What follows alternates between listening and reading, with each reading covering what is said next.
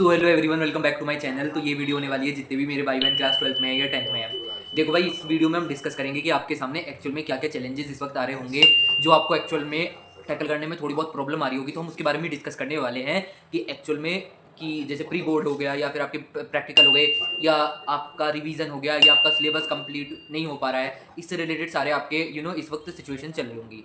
तो इसके बारे में थोड़ी थोड़ी बातें कर लेंगे, सब प्रॉब्लम्स के बारे में। सबसे पहला तो मैं ये बता दूं आपको कि आपका जो भी प्री बोर्ड है, अगर उसका रिजल्ट आ गया है तो ठीक है, आने वाला है तो ठीक है, नहीं आया है तो ठीक है, ठीक है। बट आपको अपने प्री बोर्ड को ज़्यादा स्ट्रेस लेकर उस पर मत नहीं बैठना है।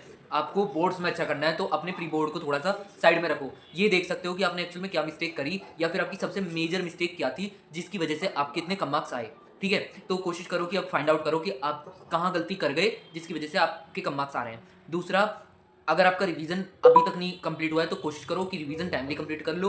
कंसिस्टेंट रहो, जितना ज़्यादा आप कंसिस्टेंट रहोगे उतना ज़्यादा बेनिफिशियल आपके लिए रहेगा। तो रिवीजन के लिए तो आप कंसिस्टेंट रह सकते हो। अपना सिलेबस भी अगर कंप्लीट करने वाली फेज में चल रहे हो तो आप कंसिस्टेंट रहो भाई। कंसिस्टेंसी से सब कुछ हो जाता है। पता नहीं, ये बात शायद हम उस एज में नहीं समझ पाते, मैं भी थोड़ा सा डगमगा जाता था कभी कभी। बट ये कहूँगा कि भाई अगर कंसिस्टेंसी रखी जाती है तो हमारा हर काम परफेक्ट हो जाता है।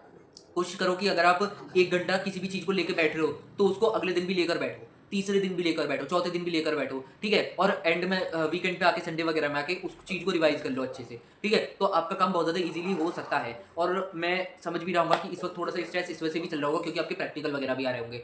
तो उसका भी एक वो रहता है कि हाँ भाई, हमारे प्रैक्टिकल आ रहे हैं, वो कैसे होंगे या उनका कैसे करना है। तो मेरा सजेशन तो उसमें ये रहेगा कि थोड़ा थोड़ा अभी से स्टार्ट करो। धीरे धीरे आप क्या काम करो, अपने जो फाइल्स वगैरह हैं, क्योंकि आपको पता लग गया होगा क्या टॉपिक आपको बनाना है। और अगर आपको एक अच्छी वाइब क्रिएट करनी है एग्जाम जो प्रैक्टिकल लेने आएंगे उसके उनके सामने, तो कोशिश करो कि आप अभी से ही लग जाओ उस चीज़ में। और धीरे धीरे 1 घंटा दो, 1.5 घंटा दो आराम से, बट अपनी फाइल कंप्लीट करना चालू कर दो। मैंने तो ऐसे ही करा था क्योंकि भाई देखो, जब मैं कॉमर्स बैकग्राउंड से हूँ तो उसमें अकाउंटेंसी का भी था, उसमें बिजनेस स्टडीज़ का भी था, उसमें इको का भी था, पॉलिटिकल साइंस का भी था। ठीक है, और इंग्लिश का भी थोड़ा बहुत प्रिपेयर करना था। मेरे को जो सबसे ज़्यादा टाइम लगा था वो मेरी बिजनेस स्टडीज़ का जो सब्जेक्ट है उसमें लगा था और अकाउंट्स में लगा था। ठीक है, क्योंकि उसमें क्या होता है, अकाउंट्स वाले या बीएससी वाले समझ भी रहे होंगे क्योंकि ब्रांडिंग वगैरह उसमें हमें खुद करनी होती है, खुद एक ब्रांड बनानी होती है, बहुत सारी चीज़ें रहती है। तो मैंने क्या करा था, शुरू से ही अपना 1-1.5 घंटा उसके लिए निकालना स्टार्ट कर दिया था। मैं कोचिंग करके आया करता था अकाउंटेंसी की, उसके बाद मैं इस चीज़ को लेकर बैठता था और 1-1.5 घंटा आराम से अपना यही काम करता था। ताकि उससे क्या हुआ कि एक पर्टिकुलर टाइम पे आके जब हमारे टीचर वगैरह हमसे ये कह रहे थे भाई अपना एक बार फाइल वगैरह दिखा जाओ, हमें चेक करा जाओ ताकि बाद में बेइज्जती ना हो, तो उसके लिए हमने पहले से तैयार कर ली थी अपनी फाइल। तो मेरा सजेशन ये रहेगा कि 1-1.5 घंटा आप जरूर उसके लिए निकालो। मुझे पता है यार, इस वक्त थोड़ा सा आपका ये है कि सिलेबस कंप्लीट हो जाए, आप मॉक्स वगैरह लगा रहे होगे, आप क्वेश्चन की प्रैक्टिस कर रहे होगे, वो सारी चीज़ें आप करते रहो, पर साथ में ये चीज़ बहुत ज़्यादा ज़रूरी है।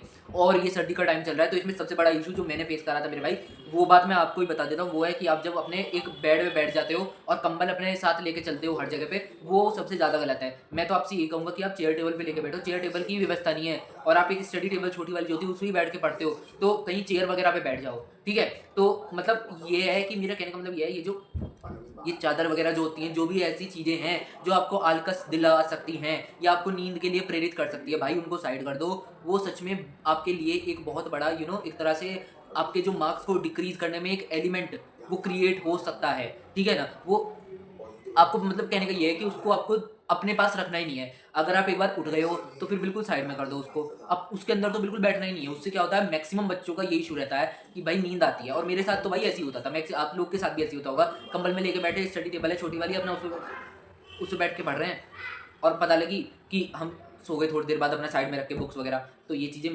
मतलब ना हो, इस वजह से मैं कह रहा हूँ कि भाई ये अपना स्टडी टेबल वगैरह लेके बैठ जाओ, चेयर टेबल लेके बैठ जाओ, उस पर पढ़ो आराम से, कोई दिक्कत वाली बात ही नहीं है। दूसरा, अपना जो भी आप फेज़ में हो, चाहे रिवीजन वाली फेज़ में हो, चाहे आप एक तरह से सैम्पल पेपर लगाने वाली फेज़ में हो, चाहे आप अपना सिलेबस ही कंप्लीट कर रहे हो, अगर आप कंसिस्टेंट रहोगे तो आप बहुत अच्छे से सब कुछ कवर कर लोगे। बस ये कोशिश करना कि आपका जरा भी टाइम वेस्ट ना हो। अगर आप सिलेबस थोड़ा लेट चालू करा है तो आपको स्मार्ट स्टडी करनी पड़ेगी। पहले वो वाले चैप्टर उठाना जो हाईली वेटेज वाले चैप्टर है। ये मैंने अपनी और वीडियो में भी डिस्कस करा है कि हाईली वेटेज वाले चैप्टर जरूर उठाना, पहले उनसे कवर करना। अगर आप मॉक टेस्ट लगा रहे हो तो सैम्पल पेपर जरूर लगाना, पास्ट ईयर सैम्पल पेपर जरूर लगाना, एडिशनल जो क्वेश्चंस आए हुए हैं सीबीएसई की वेबसाइट पे उसको जरूर सॉल्व करके जाना। ठीक है, और ऐसी वीडियो आती रहेंगी और जिस भी टॉपिक पे आपको वीडियो चाहिए, जो भी आपकी क्वेरी है, आप डिस्कस मेरे से कर सकते हो। तो भाई ये कनेक्शन ऐसी तो बनेगा। ठीक है ना, आप मेरे छोटे बहन भाई हो, अगर आपको कोई भी डाउट आता है तो आप डिस्कस कर सकते हो। ठीक है, तो इंस्टाग्राम पे आप मेरे से कॉन्टैक्ट कर सकते हो, कमेंट सेक्शन में आपके जो भी डाउट है उस पर आप मेरे को बात कर सकते हो।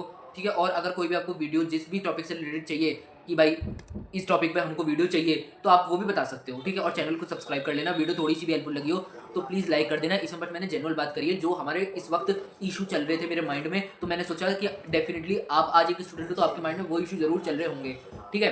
तो बस अपना आगे बढ़ते रहो, ऐसी मेहनत करते रहो, जिस भी स्टेप में हो उस स्टेप से आगे जाने की कोशिश करो, और ज़्यादा स्ट्रेस मत लो। ये मत सोचो कि मैं 12th में एंट्रेंस एग्जाम क्लियर कर लूंगा, नहीं कर लूंगा, अच्छी यूनिवर्सिटी में पहुंचूंगा नहीं, अच्छे कॉलेज में पहुंच पाऊंगा या नहीं। सब जरूरी बात है कि आपके 12th में अच्छे मार्क्स आ जाए, तो सब कुछ पॉसिबल है, ठीक है। So best of luck and have a good day ahead भाई।